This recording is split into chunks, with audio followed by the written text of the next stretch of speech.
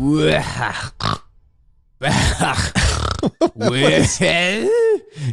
rough stuff. Welcome back to Tying That Guy. I'm Wes Chatham, and this is my good pal. Sometimes lover, sometimes hugger, sometimes snuggler. Sometimes just hang out on his big deck, have a nice drink, spin around, look at the trees out in the forest. Franck. Hello, Ty. Hey, man. Today we're talking about Look for the Light. Yeah. The last episode of season 1 of Last of Us. The last of The Last of Us. I'm curious, like, is the intention to do more seasons? Was this a one and done kind of thing, like a limited series kind of thing?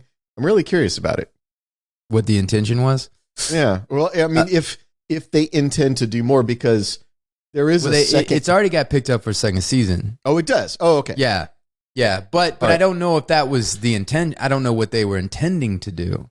Well, I'm curious if they intend to do the plot of the second game for the second season. I mean, that doesn't matter for what we're talking about today, but I just I'm curious. Yeah.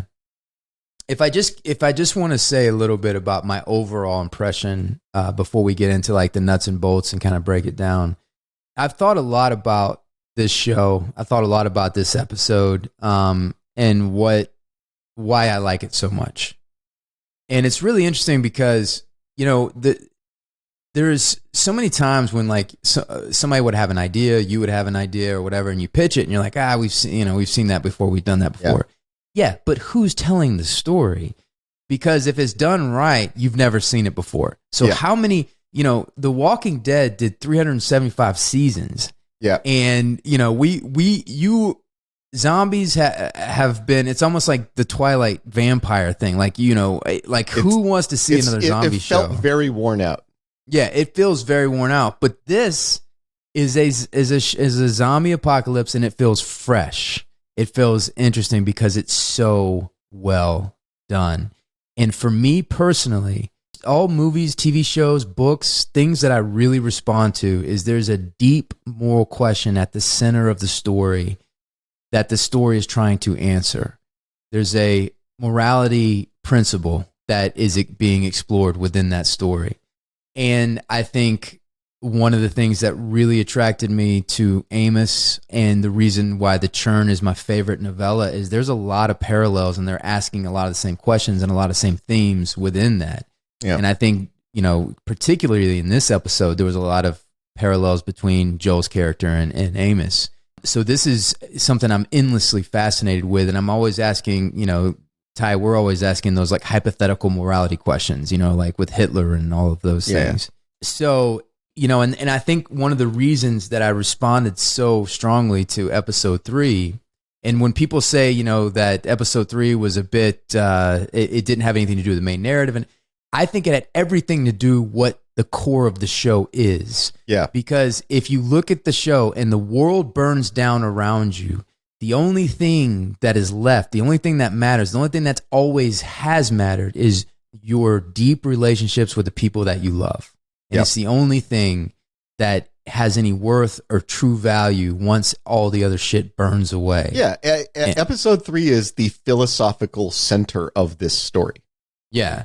And it's also the framework, the character between Frank and Bill is the same with Henry and Sam and with Joel and Ellie. Yep. And it's asking all of these same questions, which this last episode, it really gets to the heart of is if the person you love most, the deepest relationship that you have in this world, even if this person is the key to the cure to save humanity, what would you do in that situation?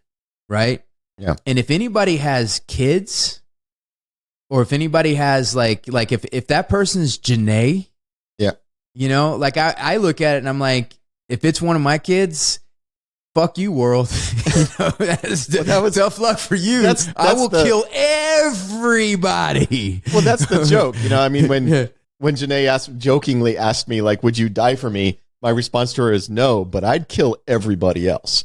And yeah, it is that, like, how many people are you willing to sacrifice for the person you care most about? And the answer we would like to give is that we are above that and that we would always try to save the most people. And that's what you want to think is true about yourself. But the reality is when it's somebody you genuinely care the most about, when it's somebody you care like a truly intimate relationship or a parent-child relationship, like Daniel. So my writing partner, Daniel, he's not a violent man at all. But I'm willing to bet that if you started messing around with Scarlett, he would kill you. Yeah. Right? I mean, like that relationship transcends your normal ethical reactions. We talk about that in one of the X-rays for season 6, where Clarissa says parent-child relationships are primal. And that's what I think of as it's a primal thing. It goes way below the intellectual part of your brain down to that lizard part of your brain, where it's like, oh, somebody's fucking with my family, they must die. Mm-hmm. Like that reaction is it's so built into what we are at like the genetic level. Yeah. And love itself is righteous, but love can make you do some very unrighteous things. Yeah. I think that's the argument of the game and this show, that you take a man who has lost everything when he lost his, and by the way, spoilers for both the game and the show, when he lost his daughter, when she was killed in his arms. And, he didn't have a wife there. She didn't have a mother there. So we assume something happened to the mother. She must have died or something, So here's a man whose brother is kind of a knucklehead, can't really rely on him. His wife is dead. All he's got, his whole life is built around this little girl. His whole life, everything is built around her. And then she dies in his arms. And he is left, it strips his humanity away. He becomes a monster when that happens to him. Like, his humanity is gone. Then he finds a way to fill that hole in his life in this other girl, in Ellie. And it finds him. It finds him. And he finds a way back to his humanity. Yeah. And starts to see, oh, maybe I could have a life again. And she's talking about, after this, we'll go and we'll have your sheep farm, or you can teach me guitar. This is a guy who for years, decades, didn't think that there was a life for him, and now starts to see a life, right? Mm-hmm. And then you take that life, the thing that brought that light back into his world, and you threaten that. What does that man do? Because he's seen what it's like when you lose that. And he's just gotten it back. Yeah. And now somebody's trying to take it away. So there's that meme that you see on the internet sometimes where somebody will be fucking around and they fuck around with the wrong person. You'll just see the text will just be messed with the wrong guy. Mm-hmm. This entire episode should have been titled "Messed with the Wrong Guy." Right. Like, fucked around, found out, messed with the wrong man. Because when he sees the possibility of this life, that this happiness that he could have, and this person that he cares about deeply being taken away again. We were talking about that some people just have another gear. Mm-hmm. This is a man with another gear. Yeah. Like, you put him under the spotlight, you threaten his world. Yeah. He just becomes this beast. It's almost like his worst pain becomes almost like a superpower. Yeah. Because he can disassociate. Yeah. He can disassociate, and his clarity of thought within those intense situations, and his calmness when other people are emotional and they're running around. And, the thing is, those Firefly guys, they're not trained. They're militia. They're not commandos. They're not commandos. Yeah. So he's going in, but look, we're getting ahead of ourselves. Yep. Let's talk a little bit about the cold open. Was the cold open in where Ellie's mother, was that in the game? It was not. And supposedly, so I saw a little bit where Neil Druckmann is talking about that they had actually written some backstory for Ellie's mother. And apparently this is what was in that backstory they had written. So this is stuff that could have been in the game, and they decided to cut it. Mm-hmm. But to sort of explain why Ellie has this immunity. Yeah. I like that they gave Ellie the blade immunity. Because like this is the same immunity. Like Blade, the reason he's half vampire is because his mom got bit when she was pregnant. Yeah. Oh, I didn't connect those dots because I thought it was So Ellie has the Blade immunity. Blade immunity. But like so I'm a person that doesn't need explanations for things. I didn't need this explanation. I didn't like. It doesn't make it better for me that there is an explanation for why this happened. It was perfectly fine for me that just randomly somehow Ellie, whatever cordyceps was in her head, mutated and wasn't lethal anymore. That would be fine. I don't care. As explanations go, this was fine. I do love the actor they used to play her mother because I believe Ashley that's Johnson. the voice actor of Ellie from the game. It is. Yeah. It is. And so I loved it that they got her. And I also, the thing that I didn't expect is she kind of looks like Bella Ramsey. Yeah. Yeah, she kind of looks like her. So that was a lucky accident that the two of them kind of look like each other, and then they got her to play the mom. Yeah. So I spent a lot of time with Ashley Johnson. Did you? On what? The Help. We did. She was on The Help. Yeah, she was on The Help. Okay. And there was a big cast. We didn't have huge parts, so there was a lot of like fun things to do around Mississippi. There was there was a lot of partying going on during that movie. Sure. And she is, so what comes across as her, as the mother, is what comes across, like she has a reservoir of strength, right? She has this integrity about her. She's been in this business for a really long time. And you ever kind of are around people that have been working for a long time and they just see through all the silliness and all the bullshit. Yeah. And they're just like so grounded and so real. Like they've exhausted themselves on that and it's just not a thing. She's like that. And I liked her right away and I loved hanging out with her. And she was kind of, she was very great to her friends. She was kind of like, she looked after a lot of people. And even though she was younger than a lot of people in this, she was a veteran. She's been working twice as long as anybody on set.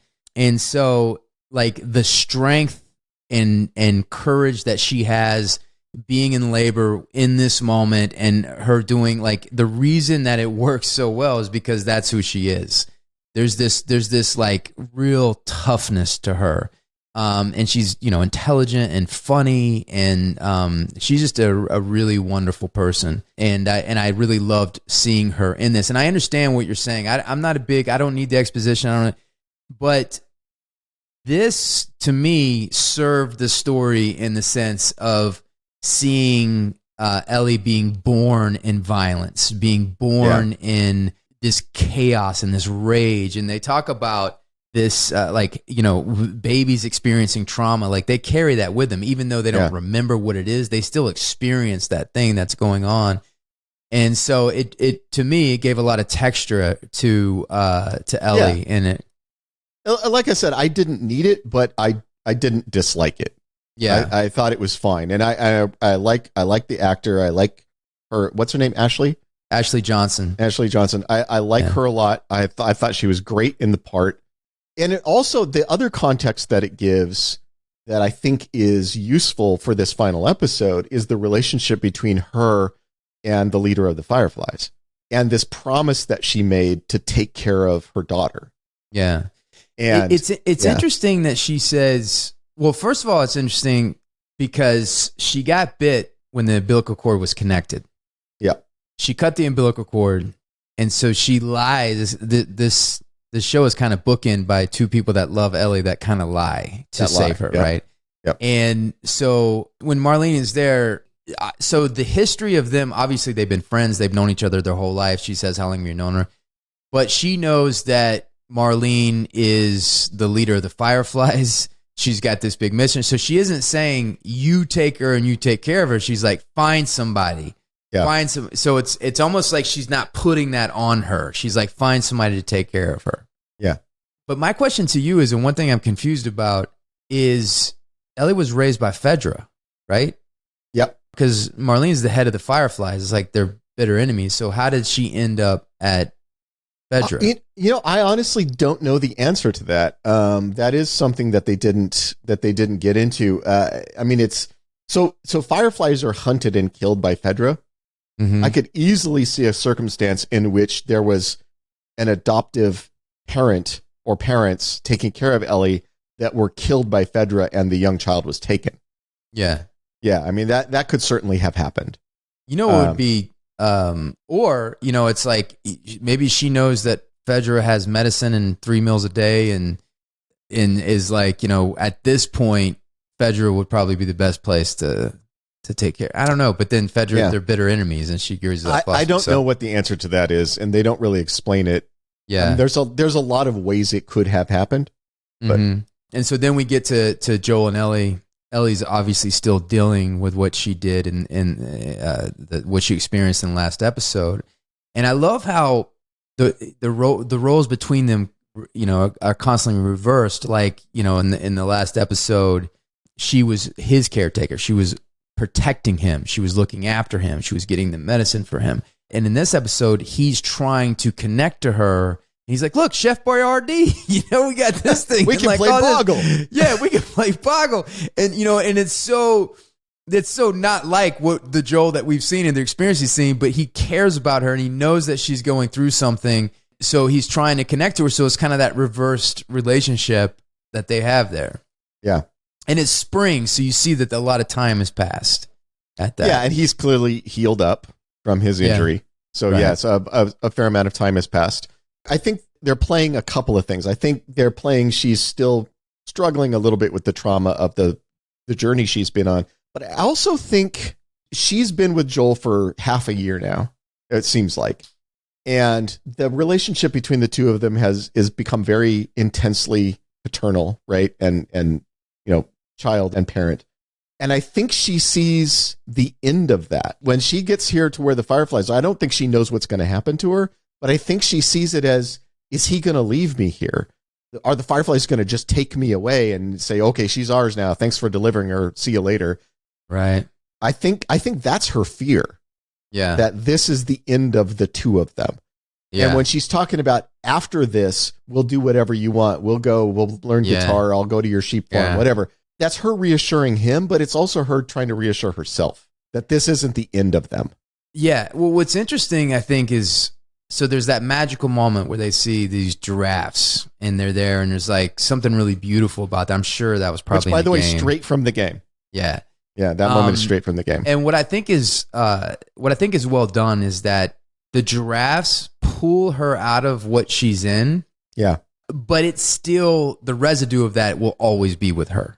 So she's forever changed by that. And that is the reality. I mean, you know, you go through life, you experience things like that. You might come through it, but the scars are always going to be there. You're never going to be fully back to where it is. And sometimes when you're watching movies or television, they're like, oh, magic, I'm out of it now. I'm like back to who I was you saw at the beginning of the thing. So there is a bit of like, you know, this is fucking awesome or whatever, you know, when she goes up there and sees the thing. And I felt like Joel had a moment instinctively that what ended up happening, there was a possibility could happening because he gives her the option. He's like, you know what? Maybe we don't need to go. Like every time we turn a corner, something fucking bad's there, and something might not be bad there, but there might be something bad there. So we could just go back. Let's just go back to Tommy's in that town. And she says to him, we have to go because everything I have done up until this point would have no purpose. Yeah. She's clearly not a sociopath because the fact that she hacked apart a pedophile with a meat cleaver left a mark on her. You know, like we all wanted it to happen. We all think he deserved it. We're all like cheering when it happens, but she's still like a 15-year-old girl hacking a man's head apart with a meat cleaver. That's going to leave a stain. Yeah. You know? Yeah, that's gonna leave a mark. That's going to leave a mark. And she's looking back at those things, the things she's been forced to do to get here, and watching Sam die and all of those things. You see her saying, it has to mean something. It has to have been for something. Tess being dead. You know, she still brings up Tess. Even in this episode, she's, you know, that happened like in the timeline of the show. I think that happened like 6 months ago. She's still bringing it up. I see her point that like, if we just turn around and go back at this point, then I have been through the worst 6 months of my entire life and it didn't mean anything. And I've murdered people and I've done things. And So if I can bring good into the world with whatever I have, then that it made it all worthwhile. It would made it all worthwhile to mean something. Yeah. And then we get to the point where he tells her that he tried to commit suicide, that the scar on his head was that he tried to kill himself. Now, in lesser hands, this would be the moment where he tells her that he, tried to commit suicide, and she's like, well, if I'm glad you're here, and then he says, because you're the reason, and I love you, and then you love me, and that kind of thing. But what was so great about this is she's like, well, I'm glad that didn't work out. I'm glad you didn't. The thing didn't kill. And then she says, I guess time heals all wounds.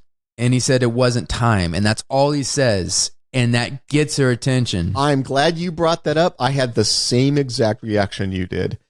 I was so grateful to the intelligence of these writers, the intelligence of the creators of this show, that they stopped there. Yes. Just stop. Because everybody knows. Everybody knows what he's saying. She knows. Yeah. Ellie knows. You can see it on her face. It was so powerful because it's almost, to my mind, or what I thought in that moment was like, it was the first time she saw or he revealed what she means to him. Yeah. Well, in words. Like I think his actions have been showing it for a while, but now he's actually said it. Yes. Yeah. So it is a beautiful, profound moment. It is so spare, so subtle. And then he's like, all right, let's hear some puns. Let's get the fuck out of this, sentimentality stuff. And it was so smart. You talk about fight consistency a lot, and I agree with you on that. But I also, as a writer, one of the things that drives me nuts is when people don't have character consistency. Joel is a man who is uncomfortable with feelings. He's uncomfortable talking about feelings. If he suddenly just was like blubbering and talking about his feelings, it would feel so out of character. You'd be like, what the fuck? One of my favorite things in the Expanse is one of the controversial moments in the Expanse is when Holden decides to disarm the nuke that's going to kill Philip, right? Yeah. And I saw people talking about it online, and one of my favorite things is people going, God, that fucking pissed me off, but it's so Holden. Yeah. And I'm like, character consistency. When people see it happen, they go, well, of course he's the fucking guy who would do that. Yeah. So it doesn't feel out of character for him. Yeah. And I'm okay with people doing things I wouldn't have done or things that frustrate me as long as it's in character for that character. And this definitely felt like a moment like that where the audience is hungry for that conversation. They're hungry for him to admit that he loves her, but he's not that guy. So in that moment, instead, he does the subtle little hint like, I love you like a daughter, but just all he says is it wasn't just time, and then stops. Like, thank you. That's so smart. And because it is so consistent with who he is and what we've known him to be, but also in his growth of where he's gotten to, like even when he's saying, Chef BRD, like it's kind of his awkward way at like trying to bring her out of this thing, but he's not going to sit and like rub her back and say, let's talk about this. He's like, look, there's a board game we can play. Hey, how about I teach you how to play the guitar? And there's something, way more endearing about how bad he is at it. There's something sweet about the fact that he desperately wants to get her out of this funk, and he's terrible at it. Yeah. He doesn't know how to do it. Yeah. Yeah. So then he gets knocked out again. And then he wakes up. It's like, Joel's been through some shit, man. He's been through some shit. That guy's going to have some CTE. He's going to have some CTE. And first they get hit with a flashbang, and then he get like, that's already going to be his concussion. And then they crack him over the head with the butt of the gun. And I like the conversation Marlene has. She's like, we lost like so many people to get here. How the fuck did you get here? How did you guys survive this whole journey to get here? Well, and part of I also loved that moment. I thought it was great where she's like, I had 5 people whose only job was to keep me alive, and I still almost died. Right. Yeah. But that does 2 things. One is it I'm sure you're familiar with the writing term hanging a lantern on it. You know that one? Okay. Yeah. So that's hanging a lantern on the fact that Joel and Ellie's survival across the country but was you should explain what to people listening. So in writing terms, when they talk about like writing scripts, they'll say, let's hang a lantern on that. And what they mean is this is a thing the audience is going to be thinking. we should acknowledge that we're thinking it too. That we understand that it's weird or unusual or whatever. And so when Marlene says, how did you guys get across the country? My people almost all died. That's hanging a lantern on the fact that Joel and Ellie's survival across the country to get that far was very unlikely. It was a low percentage shot, and they made it anyway. So it's just acknowledging to the audience, yeah, we know this is pretty unlikely. But the other thing it does is it sets up the latter half of the episode, because she's saying, even with all of my people, we barely survived. What that's saying is Joel's a bad motherfucker. Yeah. And that shit is about to be revealed. Yeah. My favorite, side note, my favorite hanging a lantern moment is when Linda Hamilton at the end of Terminator, and she's like, some of you might be thinking, like, how the fuck, kind of just pointing out all the consistencies in time travel and everything. And she goes, but it'd make you fucking crazy to think about it. Exactly. So it's almost like telling all the movie nerds, like, I fucking know, like the whole time travel inconsistencies, but shut the fuck up. It's a movie. Have a good time. That is a good one. So I love these interesting situations and getting to the point where Joel realizes in their conversation that Ellie could be the key to a cure to save humanity. But in order to do that, she's going to have to die. Yeah, they're going to have to cut apart her brain. They're going to have to cut apart her brain. And he's like, well, find somebody else because it is not going to be Ella. And what an interesting situation, It's like, I'm saying from a writer to create this, like to really push your protagonist to the end of their ability. And, and I've thought about this. So, you would think your initial reaction is like, obviously emotional. You think, I would hope to think that you could sit back and say, like, logically, like, what is the good of humanity and what is the right thing to do? And then you can save the fucking world. But even when I sat back and thought, so my initial reaction is like, fuck you, fuck the world. You're not touching my kid. We'll figure it out. But even if I spend time thinking about it and meditating on it, the answer is still, fuck you, fuck the world. I will exterminate anybody that comes after my kid's head. Find somebody else. Figure it out. Even though we're friends and have been for years, if I walked up to you and said, we can save the world, but to do it, I have to grind up Nash's brain in a grinder, I would expect to be punched in the face really hard. Yeah, well, that would I would be expecting that. That would be the least of what would be coming. That would be the least of what would be coming. Again, I talk about this all the time, but we don't want to side note too much. But so I'm with Joel 100%. And so now we're getting into the massacre, right? What he goes through. This is what this show does so well. And I get so annoyed, and you and I have long conversations on so many shows where all of a sudden the shootout or the thing is so inconsistent with the tone of the show and inconsistent with the character. And so sometimes people will take a fight scene as if it's a mini movie and want to create a dramatic situation within that. Suddenly everybody's John Wick. Yeah, suddenly everybody's John Wick. But what makes him so effective is that he disassociates. And he is calmly walking through the hall and just murdering motherfuckers. Just like Bill said. What did Bill say in his letter? Like killing every motherfucker that... What was he said in his thing? You remember? He said, every motherfucker that messes with the people you love or something like that? Yeah. Well, and we talked about this before in relation to Joel. It is the character it's Clint Eastwood's character in Unforgiven. It's where little Bill is saying the guy who will kill you is the guy who doesn't lose his head. Yeah. Just stays calm. So I have a friend who was a military contractor in Afghanistan, and he would always, he said it jokingly a lot, but he would always say, slow is smooth, smooth is fast. That was he would always repeat that when, especially talking about, firearm use, like reloading a clip or something, reloading a magazine or something like that. But was there any naughty? Was it a naughty time y'all were having? Anyway, there's literally no one in my life I do not have naughty time with. So yes. But he would say that smooth as fast. And I know it's kind of a military trope thing, but it makes me think of this is that the guy who he's calm, He's smooth. He's taking his time doing the shit that he needs to do. The people who are panicking and wildly firing, that is less effective. That is a less effective strategy. It's less effective, and he's making the right decisions. Yeah. He's taking out who he's supposed to take out. You know, you bring up the Unforgiven. The Unforgiven is like a deep meditation. In that conversation, Gene Hackman says, he's like, this is as fast as I can draw.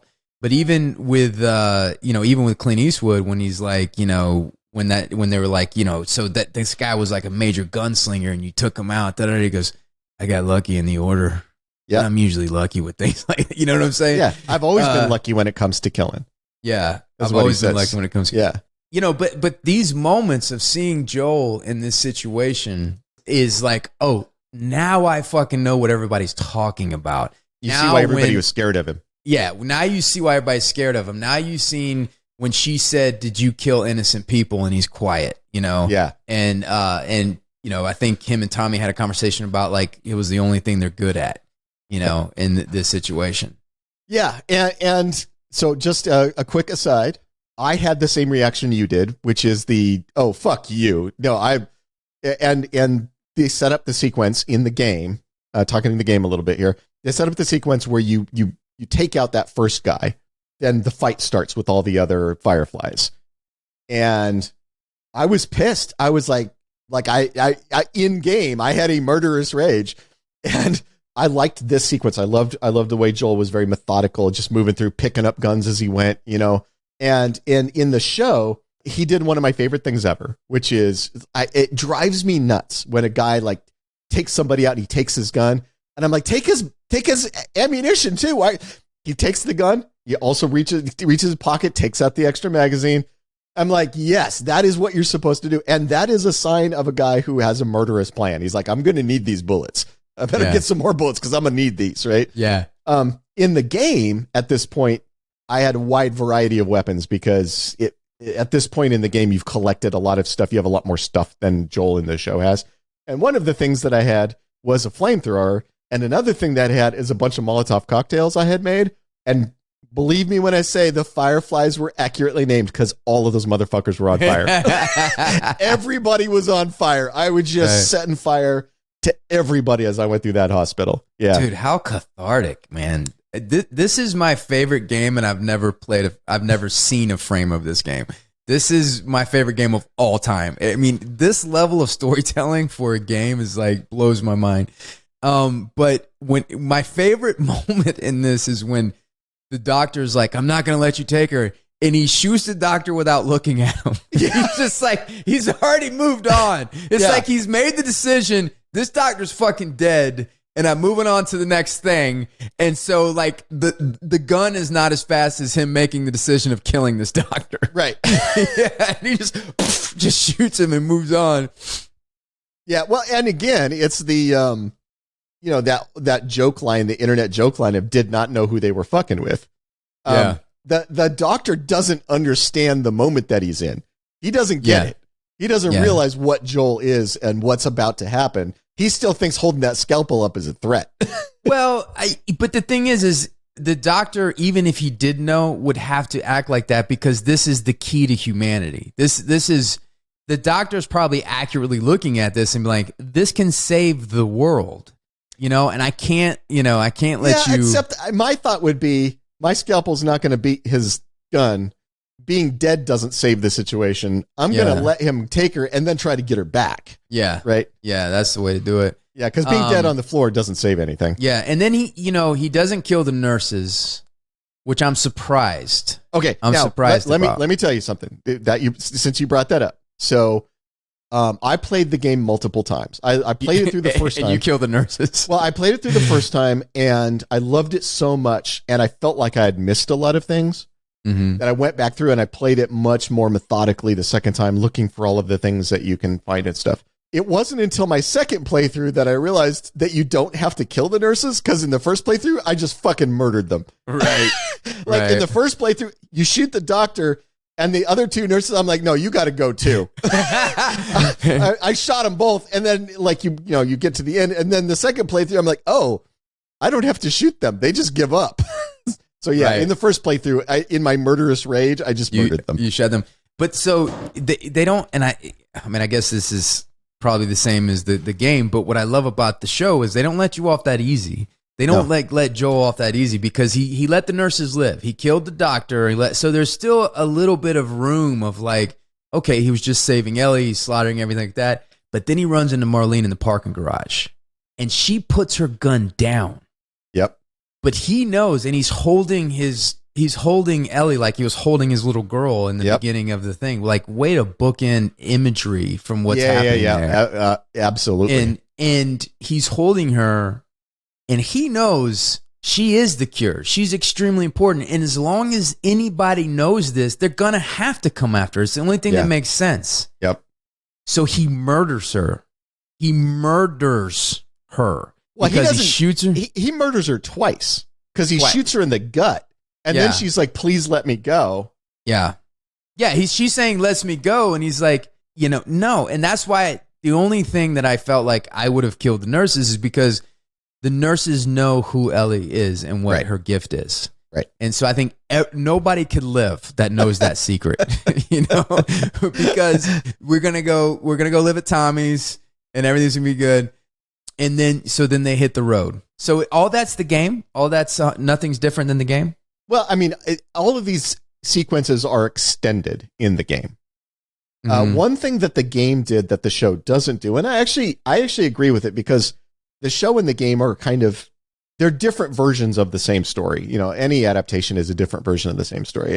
And in the game, the infected are much more of a omnipresent threat. So when Joel and Ellie go through the building to see where the hospital is, they climb up the high-rise to see where the hospital is, there's infected in there that they have to fight in the game. And then there's infected on the streets of Salt Lake that you wind up having to fight. So they're much more of a omnipresent threat. They kind of get that out because in the show, the fact of the plague still exists and it drives all the action, but they don't have to keep fighting cordyceps zombies to remind you of that everything that's happening is because of that, but you're not constantly fighting zombies. Is games commonly this sophisticated in its storytelling? No. Or is this something was a very special? Unusual game. Okay. This was a something very special. Unusual game. Yeah, and to this day I still say it's the best written game I've ever played. Jesus it's not Christ. My favorite. I mean, it's not my favorite game. Yeah, but it is definitely the best written. I mean, listen, you and I have to do a show that we don't like next because we've been sucking this show's dick. Oh my God. Because it's so good. We've been stroking the shaft, fondling the balls, swallowing the gravy. And I want to show people we don't just suck dick. We have to, you have to be something. I like how you say it, we don't special. Just suck dick. Yeah, you got to be something special. And this show is something special. And to me, the way that this ends. So I'm with Joel 100% up until the moment. And what I love is Ellie's not stupid. You talk about character consistency. Yeah. She wakes up. She's in a hospital gown. There was some kind of surgery. He's hauling ass. Everybody's dead. He tells everybody's dead. She knows something is up. And she can smell it, right? That's who she's been throughout the whole thing. So she says to him, "Are you telling me the truth about everything that happened?"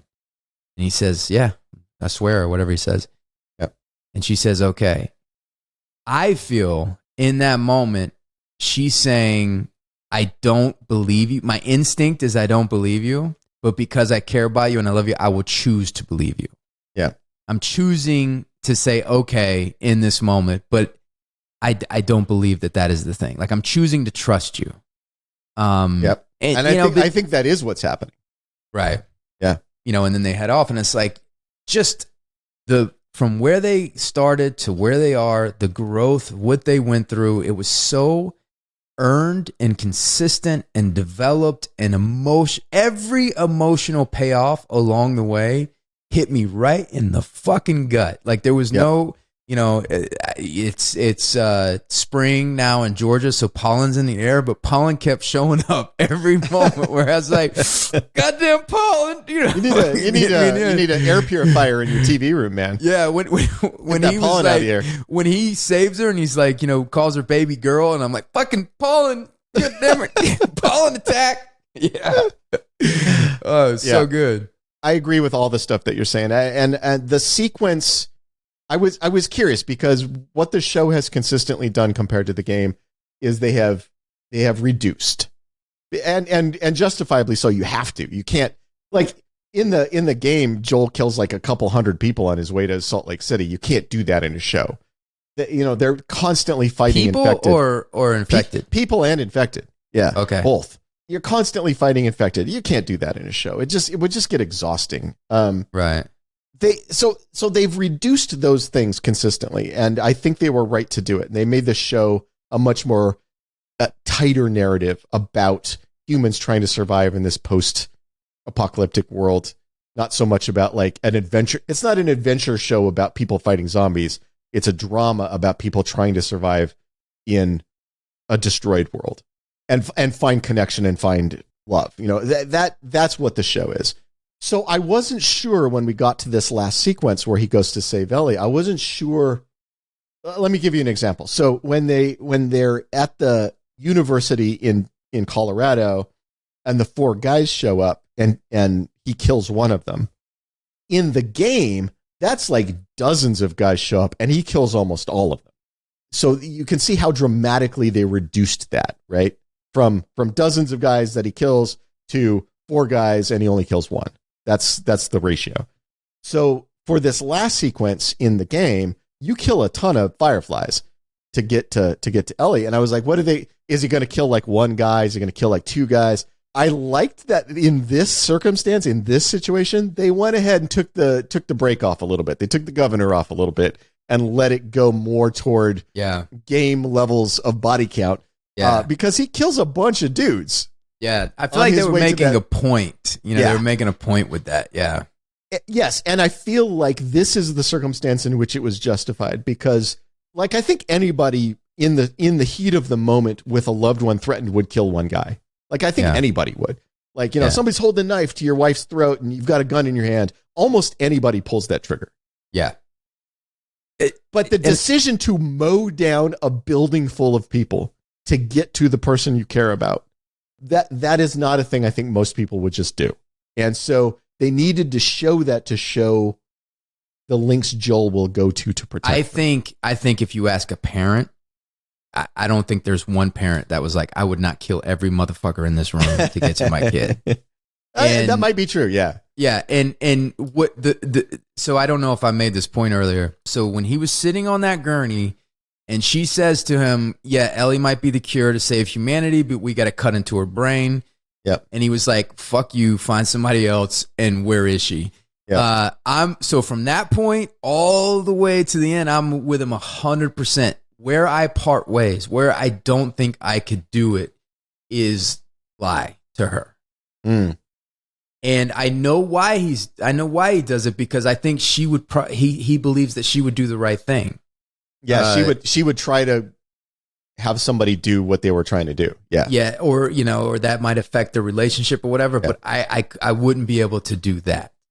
And there are situations like with my kids when it's like there's a moment where you feel like you need to lie because, to protect them or whatever. And there's something there you need to lie. And what I'll do is just say, I can't tell you about that. And just trust, you're just going to have to trust me. I'm not, like. Yeah, but you say that to somebody as smart as Ellie. She knows what that means. And that's how I would have to do it. I would have to tell her the truth, but I would probably do it that way, which is kind of a cop out. I'd probably just say, is that what happened? I would say it's not 100% what happened, but I just trust me. I'm not, but anyway, but that kind of situation to me is what I think about for hours after it's over. That's what great writing is I think about it. Like, what would I do in that situation? What would I say? And because when I'm watching it, the whole thing, I'm like, I'm with you, Joe. I'm with you, Joe. And then when he lies, I'm like, I don't think I could do that. Yeah. But you're also not Joel. I mean, probably most people don't know this because you don't seem like this, but you're a deeply moral man. You have a strong moral center to you. Mm-hmm. Well, what would you do in that situation if that was Janae? I'd probably lie because Janae would probably want to do the right thing, right? She would want to do the right thing. Yeah. Yeah, and you're like, you're not doing the right thing. No, you're not. You're not grinding your brain up in the grinder so we can get medicine. We're not now, if I had the cure, if I was in Ellie's position, 100% cut my head open. you know? And what's so great about this is Marlene made a great point. She's like, you guys you're barely clinging to life every second. Eventually she's going to die or you're going to die. And then that life is worth nothing. And you could save humanity. And that would see, it's tough. It's so good. Yeah. I mean, that's the classic philosophical, ethical dilemma. The classic dilemma is it okay to deliberately murder one person if that murder saves more than one person, whatever the number is? We got to have that moral, ethical dilemma at the center of Friendship Basement. Yes. I think that's... Guys, can we really... The movie name is going to be Friendship Basement, right? Of course. 100%. 100%. Friendship Basement. And we have to have an interesting question at the center of it like that. But I just thoroughly enjoyed the show. I thought it was fantastic. Now, is this where the first game ends? Does it end? Yeah, okay. So the ends are almost identical, which is that they've gotten out of the truck, they're walking to Jackson, that it's the beautiful sort of spring atmosphere that they're going through like this. They're having that conversation, and Ellie asks the same question that she does in the show, and Joel lies to her, just like in the show. So yeah, the end is almost shot for shot. In fact, this episode, more than any other episode, had scenes in it that I felt were shot for shot from the game. That scene where they walk into the FEMA intake center that's all wrecked with the tents and the beds scattered around, the place where they get hit with the flashbang. When they walk into that, I swear that is a perfect recreation of that shot in the game. It looked exactly the same. So there's two iterations. So there's a part 2 in the game? So there's a second game that came out, which has a little bit of a different focus than the first game. And there were a bunch of people who didn't like that the focus changed. I think those people are wrong. I think the second game is also brilliantly written. But yeah, it's different. And so part of my curiosity about the sequel is I'm curious if they plan to do the second game as the second season, or if they're going to do something that's set between the first game and the second game, because there's a lot of space in there. There's many years go by between the first game and the second game. And Bella Ramsey's only going to be a year older. So because she's only going to be a year older, I don't think she can play the Ellie from the second game, because the Ellie from the second game is quite a bit older than the Ellie from the first game. What's the time jump? It's quite a bit. I don't know. I mean, Ellie seems a lot older in the second game. I heard they said it's 5 years. Yeah, it'd have to be at least that. Yeah. I think it's that Ellie is younger in the first game. And somebody was saying is that Bella Ramsey's actually the age of Ellie in the second game, but obviously not as young in the first. Yeah. So I'm curious. I'm curious to see what they'll do. But I will say, irrespective of the choice they make, I have an enormous amount of trust in these creators now. Mm-hmm. And I already did. Mason already, he made Chernobyl, which was up until this was my favorite thing on HBO ever. Best show on HBO. Mason gets quite a few blowjobs on this podcast. Yes, he does. but let's give a little blowjob to Druckmann too, because I mean, Druckmann he created the game. Yeah. But everything, every step of the way, when I'm falling in love with this show, and you're like, this is what the game is, and I'm like, Jesus Christ, Druckmann is just a phenomenal storyteller, so many different levels. I think he really is. I mean, the only difference between the game and the show is the game has a lot more action sequences, which you would expect because it's a game. So you want more fights, you want more action. It was smart for them to focus on the other things. They focused on the drama. Yeah. The drama, because we have The Walking Dead, we have those situations. And this show is on another level than The Walking Dead. And when you have another show where the drama and the character development and the relationships are on another level, then the zombie shit is that much more powerful, that much more profound. Because if a zombie's eating somebody when you're walking by them, you're like, oh, that could be Frank or Bill. That could be people that I deeply care about. that I've gotten to know through this whole thing. So all the death and all the violence really costs something. Yeah, and I mean, this is because I'm old now, I'm sure, but I have gotten very tired of formula. And there are shows you'll watch and you'll just go, oh, here's the gunfight, because we have to have a gunfight every episode. So here's where the gunfight is. Or you're watching a show, it's like, oh, they're about to get in a karate fight because they suddenly realized they hadn't had an action sequence in 15 minutes. So now these two people are going to karate fight for no reason. That formula is very tiring to me. And The Walking Dead eventually got to this very formulaic drama, zombie attack, falling action, drama, zombie attack, falling action. And every episode felt like that. And every time somebody has a moment where they feel any hope or happiness or joy, that will immediately be followed by somebody getting bit by a zombie. And I just got tired of that formula. Like, I got to where I could predict when it was going to happen. Oh, that guy's going to get bit by a zombie now because he just had a moment there where he expressed joy in something. And what I liked about this show is they just eschewed formula. They just ditched it. They were like, yeah, so you're going to see some zombies. You're going to see some cordyceps zombie attacks early on. So you understand the stakes of the world and you understand the plague that has swept across the world. But we don't need to have one of those things show up and bite you in every episode to remind you that they're still there, because the focus isn't the cordyceps. The cordyceps broke the world. The focus is the broken world that everybody's trying to live in now. We'll end on that. Thank you guys for hanging out. Please like and subscribe. I should have said that at the beginning, because if you're still here, you probably already liked and subscribed. Every time you ring the bell, Ty gets his wings. Say goodbye, Ty. Goodbye, Ty.